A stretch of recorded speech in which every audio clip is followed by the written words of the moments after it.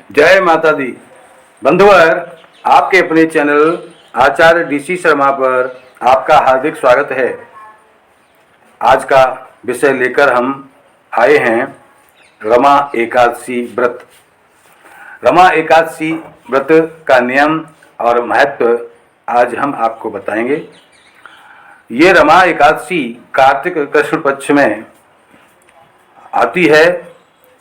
एकादशी वर्ष में 24 होती हैं। 2 व्रत माह होती हैं, कृष्ण पक्ष और शुक्ल पक्ष में। 11 नंबर की जो तिथि होती है वो एकादशी कही जाती है।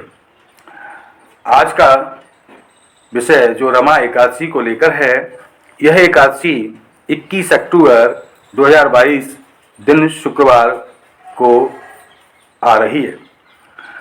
इस रमा एकादशी के व्रत में क्या नियम है, क्या इसका महत्व है, इसके बारे में संक्षिप्त चर्चा करते हुए हम आपको बताते हैं। ये एकादशी की तिथि जो चंद्र और सूर्य के एक कॉम्बिनेशन से बनती हैं, इसमें जैसे जैसे उत्तरोत्तर 1, 2, 3 बढ़ती जाती हैं तिथियां, उनका मानसिक और शारीरिक प्रभाव भी जीवन पर बढ़ता जाता है। एकादशी का व्रत सभी व्रतों में सबसे बड़ा बताया गया है। इसका सीधा प्रभाव प्राणी के मन और शरीर दोनों पर पड़ता है। शरीर पर वैज्ञानिक दृष्टि से भी जो नेगेटिव तत्व, जो बुरे प्रभाव, विषैले तत्व जो शरीर में इकट्ठे होते हैं खान पीन से, वातावरण से, वो इस व्रत के प्रभाव से नष्ट हो जाते हैं। इसके साथ साथ इस व्रत के प्रभाव से व्यक्ति के बुरे संस्कार भी नष्ट हो जाते हैं। और सबसे बड़ा महत्वपूर्ण बात यह है कि जो प्राणी एकादशी का व्रत करता है, उसकी और उसके माता पिता की, मित्र की 10 पीढ़ी तक के पापों से उन्हें मुक्ति मिलती है। इस एकादशी के व्रत के प्रभाव से अपने पूर्वज कहीं किसी प्रकार से अधोगति में अगर हैं तो उनको सद्गति प्राप्त होती है। ये इस एकादशी व्रत का महत्व होता है। अब नियम की चर्चा करते हैं। तो सबसे पहले एकादशी वाले दिन प्रातःकाल स्नान आदि से निवृत्त होकर भगवान के सामने, जहाँ विष्णु भगवान और लक्ष्मी जी का चित्र हो, मूर्ति हो, वहाँ बैठ कर के आपको हाथ पर अक्षत यानी चावल, पुष्प और दक्षिणा रख करके सीधे हाथ पर और उल्टा हाथ नीचे लगाकर इस प्रकार से भगवान के सामने संकल्प व्रत का किया जाता है।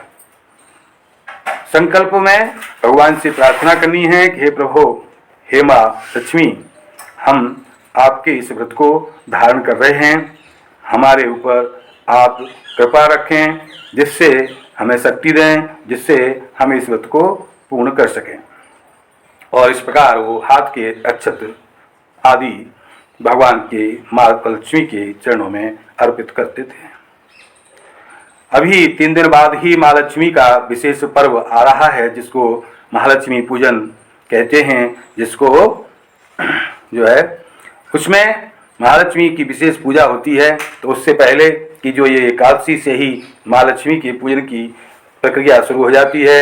इसके बाद जो है धनतेरस आती है, उसके बाद चतुर्दशी आती है। इस तरह से सभी प्रकार से हम पूजन आदि करते हुए 4-5 दिन का जो त्यौहार है इसको मनाते हैं। इस एकादशी के व्रत में दूसरा नियम है भोजन आदि ग्रहण करना। तो जहाँ तक संभव हो जल और फल ग्रहण करते हुए ही इस व्रत को धारण करना चाहिए। इसके साथ जो विकार होते हैं, क्रोध आदि, उन 6 विकारों से अपने को इस दिन बचाए रखना चाहिए। बुराई करना, क्रोध करना, ईर्ष्या करना, चुगली करना, इस प्रकार के जो दोष हैं, इनसे उस दिन अपने को नियंत्रित रखते हुए व्रत को पूर्ण करना चाहिए। पूरे दिन भगवान का ध्यान, लक्ष्मी मैया का ध्यान, लक्ष्मी नारायण नमः इस प्रकार से या किसी बीज मंत्र से भगवान का ध्यान करते हुए समय व्यतीत करना चाहिए। शाम के समय नित्य उपासना जो की जाती है उसी प्रकार की उपासना पूजा करते हुए भगवान की भोग आरती करके और भगवान से व्रत संकल्प करके सुबह कर लिया है संकल्प तो एक बार, इस समय केवल जो है भजन कीर्तन करते हुए अपना समय व्यतीत करना चाहिए। जितना हो सके अधिक से अधिक रात्रि जागरण करना चाहिए, जिसमें भगवान का ही वो कीर्तन आदि करते रहना चाहिए। इसके साथ भगवान को जो भोग लगाया जाएगा वो प्रातः के भोग में भी पंचामृत सबसे उत्तम होता है। पंचामृत में तुलसी दल अवश्य होने चाहिए, क्योंकि भगवान को तुलसी अति प्रिय हैं और उनकी जो है अर्धांगिनी यानी कि शक्ति रूपा हैं, इसलिए तुलसी मैया तुलसी पत्र जो है अवश्य ही भोग में रहने चाहिए।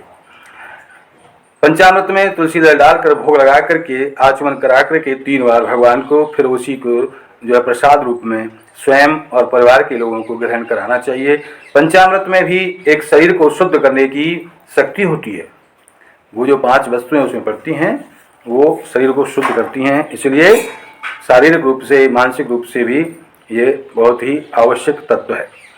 और इस प्रकार रात्रि को व्यतीत करने के बाद व्रत का पारायण करने के लिए दूसरे दिन प्रातः स्नान आदि से भगवान की पूजा करते हुए पूजा आदि से निवृत्त होकर के किसी ब्राह्मण को भोजन कराने की सोचना अवश्य ध्यान रखना चाहिए।